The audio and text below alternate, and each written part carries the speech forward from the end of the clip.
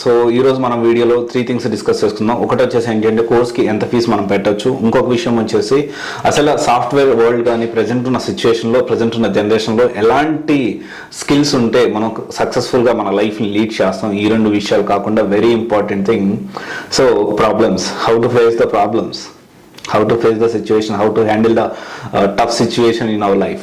So first మనం దాని గురించి మాట్లాడుకుందాం. చాలా మంది నన్ను అడుగుతూ ఉంటారు, సో నేను చాలా పేద పరిస్థితిలో ఉన్నాను. అండ్ జనరల్గా common which is a very common word I used to hear day to day, ప్రతిరోజు ఫ్రీక్వెంట్గా నేను వినే మాటలో ఇదొక మాట.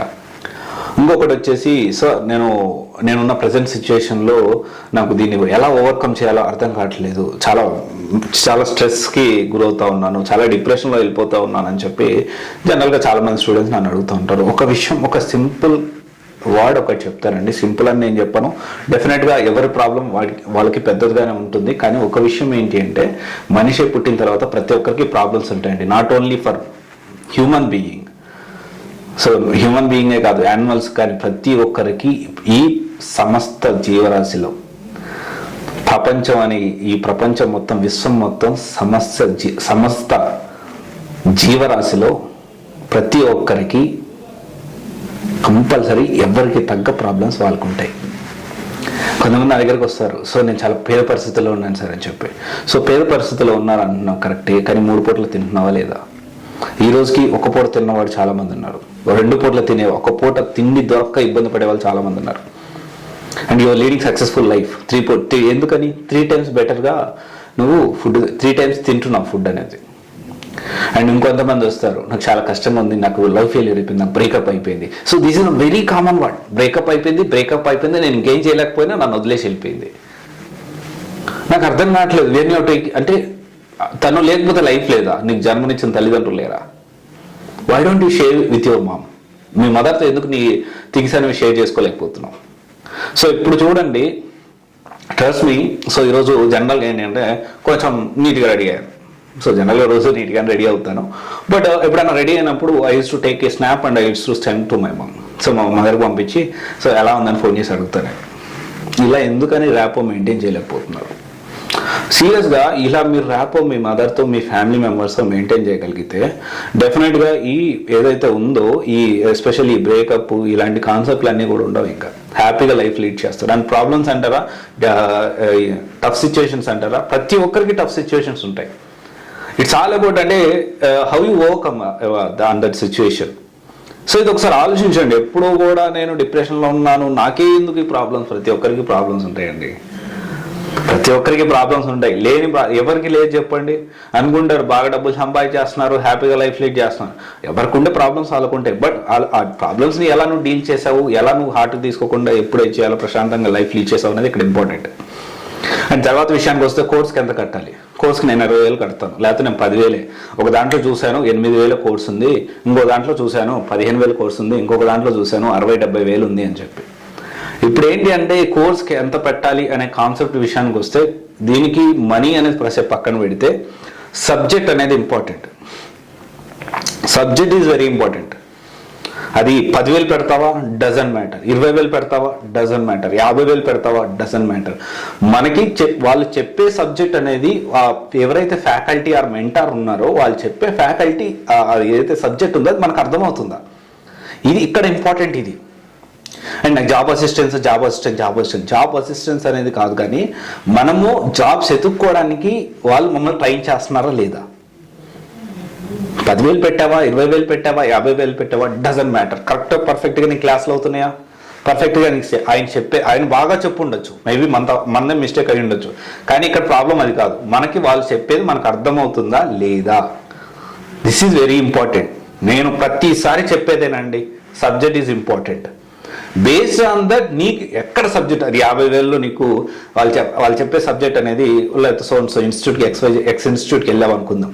ఆ ఎక్స్ ఇన్స్టిట్యూట్లో నీకు సంబంధించి వాళ్ళు 50,000 ఛార్జింగ్ అరౌండ్ 50,000.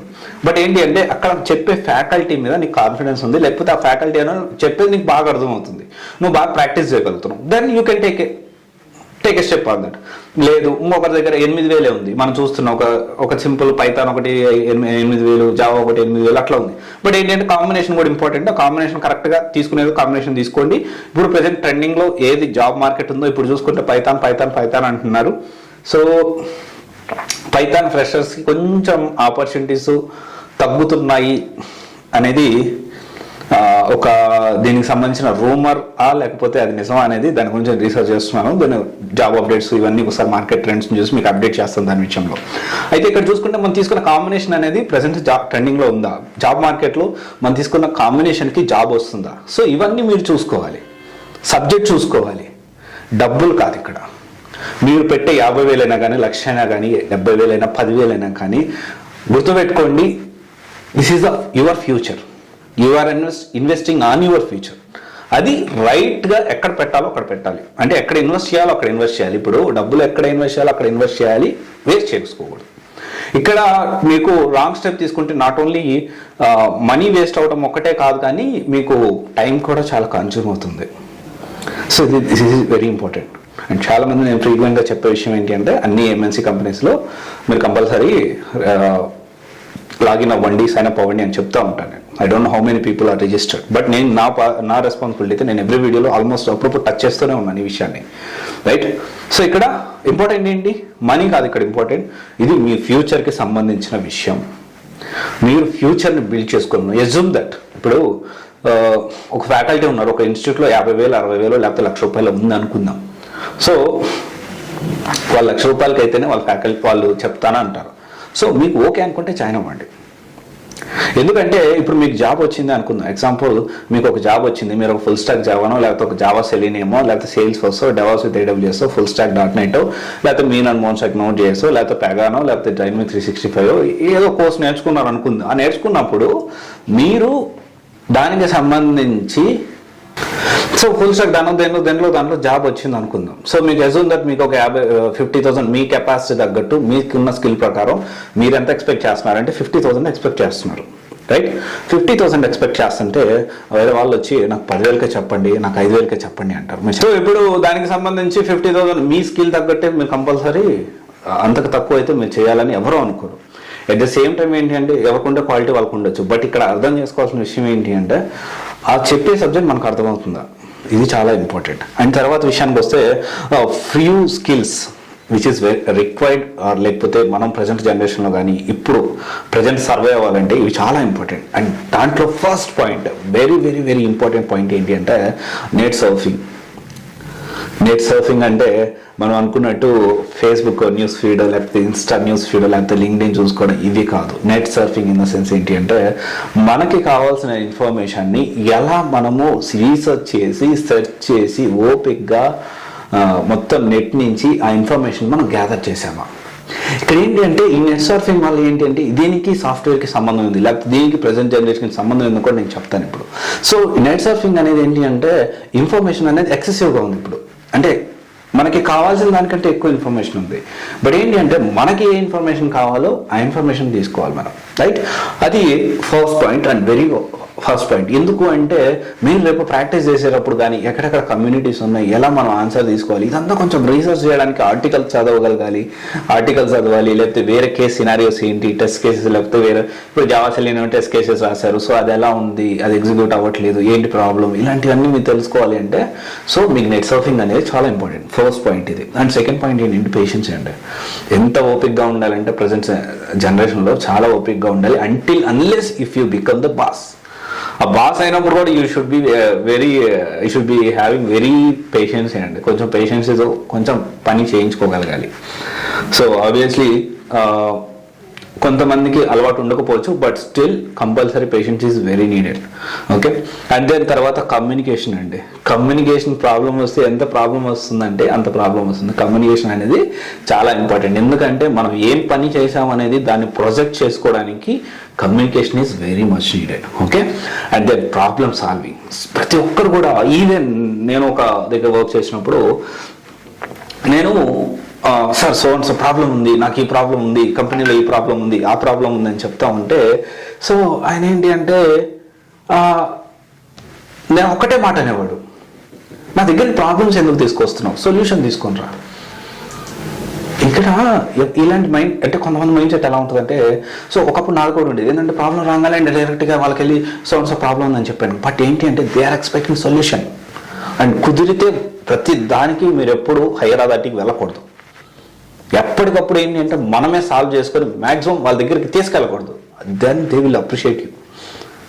అంతేకాని సో ఇప్పుడు చిన్న చిన్న ప్రాబ్లం వచ్చింది, ఇది సాఫ్ట్వేర్కి అప్లై అవుతుంది, అట్ ద సేమ్ టైం లైఫ్కి అప్లై అవుతుంది, లేకపోతే ఒక సక్సెస్ఫుల్ జాబ్కి మనం లీడ్ చేయాలన్నా కానీ ఇది అప్లై అవుతుంది. సో చిన్న చిన్న ప్రాబ్లమ్స్ వచ్చిన తీసుకెళ్ళకూడదు. Solution. Okay, come up with solution. You have to be a problem solver, not problem creator. చిన్న చిన్న దానికి అది ఇది అయిపోయి మనం టెన్షన్ పడిపోయి చిన్న చిన్న దానికే మనం హైయర్ అథారిటీకి వెళ్ళకూడదు. అండ్ ఎప్పుడు కూడా ప్రాబ్లమ్ సాల్వ్ చేసే పర్సన్ లాగా ఉండాలి కానీ చెప్పి ప్రతి ఒక్క ప్రాబ్లంకి కంపల్సరీ సొల్యూషన్ ఉంటుంది. సో ఆ ప్రాబ్లమ్ సాల్వర్ లాగా మీరు ఉండాలి కానీ క్రియేటర్ లాగా ఉండకూడదు. ఓకే, అండ్ దీని తర్వాత విషయానికి వస్తే multitasking. So very important thing అండి. If you want to grow like anything, multitasking చేయాలి. కొంతమంది ఉంటారు, నాకు ఈ పని ఇచ్చారు, నేను ఈ పని మాత్రమే చేస్తాను, ఇంకే పని చేయాలి నేను. అండ్ అప్పుడు ఏమనిపిస్తుంది, సో అప్పుడు ఎలా ఉంటుందంటే ఒక ఎంప్లాయర్కి, ఒక జాబ్ ఇచ్చే వాళ్ళకి, ఎవరైతే బాస్ ఉన్నారో వాళ్ళకి, సో ఈ పని ఒక్క పని కోసమే ఈ పర్సన్ పెట్టుకోవాలా, ఏ పని ఇచ్చినా కానీ నాకు నో చెప్తాడు, లేకపోతే ఏ పని ఇచ్చినా కానీ నేను ఇప్పుడు నా పని కాదు నేను ఇంతే చేస్తాను, అలాంటి కాన్సెప్ట్ ఉన్న వాళ్ళని డెఫినెట్గా ఏంటి అంటే మీరు అనుకోవచ్చు నేను డెవలపర్ని కదా, నేను ఓన్లీ డెవలప్మెంట్ మాత్రమే చూసుకుంటాను, నేను బేసిక్ టెస్టింగ్ కూడా చేయను, టెస్టింగ్ వాళ్ళకి ఎలాంటి సపోర్ట్ ఇయ్యను, నేను వేరే వాళ్ళకి సపోర్ట్ ఇయ్యను, లేకపోతే నేను ఒక డిజిటల్ మార్కెటర్ వచ్చి ఇంటర్నల్గా చెప్తున్నాను, జాబ్ వచ్చిన తర్వాత ఇంటర్నల్గా వచ్చి ఒక ఏదైతే ఒక వర్క్ ఉందో ఆ ఒక్క వర్క్ మాత్రమే చేస్తాను, నేను మల్టీ టాస్కింగ్ చేయను, నేను చేయలేను, నాకు శాలరీ ఇచ్చేది ఈ పని చేయడానికి, నేను ఇదే చేస్తాను. డెఫినెట్గా ఇలాంటి మైండ్ సెట్ ఉంటే వాళ్ళ గురించి పక్కన పెట్టండి. సో డెఫినెట్గా నీకు శాలరీ ఇస్తుంది, సో వర్కే కాబట్టి దానికే వర్క్ చేస్తావు, దాని గురించి పక్కన పెట్టండి. కానీ నీ లైఫ్లో గ్రో అవ్వాలి అంటే, నీ కెరీర్ గ్రో అవ్వాలి అంటే you should be a multitasker. At a time you should manage multiple things. కొంతమంది ఉంటారు, ఈవెన్ మార్నింగ్ కూడా ఒక మన స్టూడెంట్ చెప్పారు ఏంటి అంటే, సో నేను జాబ్ అనేది చేస్తున్నాను, సో జాబ్ అనేది చేస్తున్నాను, అది ఏంటి అంటే వేరే కోర్సులు నేర్చుకోవడానికి నాకు టైం కుదరట్లేదు. డెఫినెట్గా తను ఏంటి అంటే స్టార్టింగ్లో ఉంది కాబట్టి అండ్ అది ఆ టెక్నాలజీ కొత్త టెక్నాలజీ కాబట్టి తను మల్టీ టాస్కింగ్ చేయలేకపోతుంది. But still she is doing. ఎలా అంటే ఒక పక్క కొత్త టెక్నాలజీ నేర్చుకుంటూ దాన్ని మళ్ళీ ఇంప్లిమెంట్ చేస్తుంది. బట్ కొంతమంది ఏంటి అంటే నేను ఒక జాబ్ చేస్తున్నాను, నేను కోర్సు నేర్చుకోలేకపోతున్నాను. మల్టీ టాస్కింగ్ చేయాలి. మల్టీ టాస్కింగ్ అనేది చాలా నీడెడ్. ఇప్పుడు కోర్సు ఇప్పుడు జాబ్ చేస్తే జాబ్ ఒక్కటే చేయాలా? సో ఇప్పుడు నిజంగా ఏంటంటే చాలామంది కెరియర్లో సక్సెస్ అయ్యేదాకా మల్టీ టాస్కింగ్ అనేది ఎన్ని టాస్కులు చేసినా కానీ అది మీ కెరియర్కి ఇంకా ఎక్స్ట్రా యాడ్ ఆన్ అవ్వాలే కానీ టైం వేస్ట్ అయితే చేయకూడదు. సో జనరల్గా ఏంటంటే చాలామందికి ఫ్రెండ్స్ ఉంటారు, చాలా ఎక్కువ మంది ఫ్రెండ్స్ ఉంటారు, బట్ నాకు చాలా తక్కువ మంది ఫ్రెండ్స్ ఉన్నారు. అండ్ వాళ్ళు కూడా ఏంటి ఎగ్జాక్ట్గా కంప్లీట్గా బిజినెస్ ఫ్రెండ్స్ మాత్రమే ఉంటారు. అండ్ వెరీ ఫ్యూ పీపుల్ మాత్రం 2-3 ఫ్రెండ్స్ 4 ఫ్రెండ్స్ కంటే ఎక్కువ ఉంటారు. అది కూడా మనం రెగ్యులర్గా ఏం మాట్లాడుకోం. ఎందుకంటే my focus is completely on my career. నేనేంటంటే ప్రతి సెకండ్ కూడా నేను కెరియర్ కోసం ఎలా ఉపయోగించుకోవాలి, నేను ఎలా ఓవర్కమ్ అవ్వాలి, నేను ఏం ఆలోచించాలి, ఈ స్టెప్ని ఇక్కడి దాకా వచ్చాను, నెక్స్ట్ స్టెప్ ఎలా వెళ్ళాలి, నేను ఒక 10 లక్షలు సంపాదిస్తున్నాను, 20 లక్షలు ఎలా సంపాదించాలి, 30 లక్షలు ఎలా సంపాదించాలి, లేకపోతే 50 lakhs ఎలా సంపాదించాలి. ఇంకెంతమందికి మనం ఇప్పుడు సో అండ్ సో ఆర్ఫనేజ్కి మనం సపోర్ట్ చేస్తున్నాం, వాళ్ళకంటే మనకి ఇంకా బెటర్గా ఎలా వాళ్ళకి సపోర్ట్ చేయగలుగుతాం. సో ఇలా ఆలోచించగలగాలి. అంటే ఎప్పుడు కూడా కెరీర్ గురించి ఆలోచించాలి. అంటిల్ అన్లెస్ యూ బికమ్ చాలా రిలాక్స్ మోడ్లో ఎప్పుడు రావాలి అంటే ఇంకా అసలు మనం నిద్రపోతున్నా కానీ మనకి ఎర్నింగ్స్ అనేది రావాలి, వారన్ బఫెట్ అన్నట్టు, right? Multi tasking is very important. And ఇంకొకటి అటెన్షన్ అండి. వర్క్ చేసేటప్పుడు అటెన్షన్ ఉండదు, ఏదో మైండ్లో ఉంటుంది. This is very important. ఎందుకంటే పే అటెన్షన్ ఎక్కడ అటెన్షన్ చేస్తున్నారు మీరు? పర్సనల్ ప్రాబ్లమ్స్ ప్రతి ఒక్కరికి ఉంటాయి. పర్సనల్ ప్రాబ్లమ్స్ ఉన్నప్పుడు మనం పర్సనల్ ప్రాబ్లమ్స్ మీద ఫోకస్ ఆఫీస్లోకి వచ్చి కూడా ఆఫీస్ వర్క్ చేయకుండా మన మైండ్ అనేది అక్కడ ఉంటే మనం ఎప్పుడన్నా గబక్కన ఏదైనా వర్క్ ఇచ్చినా కానీ మనం పర్ఫెక్ట్గా చేయలేము. So focus or attention or focus is very important when you're doing job. మనం జాబ్ చేస్తున్నప్పుడు ఫోకస్ అండ్ అటెన్షన్ అనేది చాలా ఇంపార్టెంట్. మన మైండ్ ఎక్కడెక్కడ ఉంటుంది. మనం ఇక్కడ ఏదో ఫార్మాలిటీ చేస్తున్నామంటే చేస్తున్నాం, it is not going to work for long time. ఒకవేళ మీరు టెంపరీగా సర్వైవ్ అయినా కానీ లాంగ్ టైంలో ఇలాంటి కాన్సెప్ట్ అయితే అస్సలు వర్కౌట్ కాదు. ఎందుకంటే డెఫినెట్గా అబ్జర్వ్ చేసే వాళ్ళు చాలామంది ఉంటారు, ఒక ఎంప్లాయీ ఎస్పెషల్లీ స్టార్టప్లో కానీ బాగా కెరియర్లో లైఫ్లో గ్రో అవ్వాలి అనుకునే వాళ్ళకి ఈ అటెన్షన్ ఫోకస్ అనేది ప్రతి ఎంప్లాయీకి చాలా ముఖ్యం. సో ఈ ఫ్యూ థింగ్స్ 6 పాయింట్స్ అండి, ప్రతిదీ వితౌట్ ఫెయిల్ మీ లైఫ్లో అప్లై చేసి చూడండి, డెఫినెట్గా మీరు సక్సెస్ అవుతారు. ఓకే, సో ఆలోచించండి. సో కోర్స్ విషయం నేను ఇప్పుడు 3 పాయింట్స్ కవర్ చేశాను అనుకుంటున్నాను. అండ్ చెప్పిన ప్రతి పాయింట్ కూడా which is completely my experience అండి, నేనే ఫేస్ చేసిన నా ఎక్స్పీరియన్సెస్ ఇవన్నీ కూడా. సో నేను ఎలా స్టెప్ బై స్టెప్ ముందుకు వెళ్తున్నాను, దానికి సంబంధించిన ఎక్స్పీరియన్సెస్ అనేది మీకు షేర్ చేస్తున్నాను. ఓకే, ఆలోచించండి. ప్రతి ఒక్క విషయం కూడా నేను ఒక స్టోరీ కాదు, నేను రియల్ లైఫ్లో నేను ఏదైతే ఫేస్ చేస్తున్నానో, ఎలా ఓవర్కమ్ చేస్తున్నానో దాన్నే మీకు స్టెప్ బై స్టెప్ అనేది ఎక్స్ప్లెయిన్ చేస్తున్నాను. So hope you understand. Thank you. నచ్చితే ఫాలో అవ్వండి స్టెప్స్ ఏవైతే ఉన్నాయో అవి. Thank you. This is Raj signing off CVC guidance private limited, one stop solution for all job oriented courses. Thank you.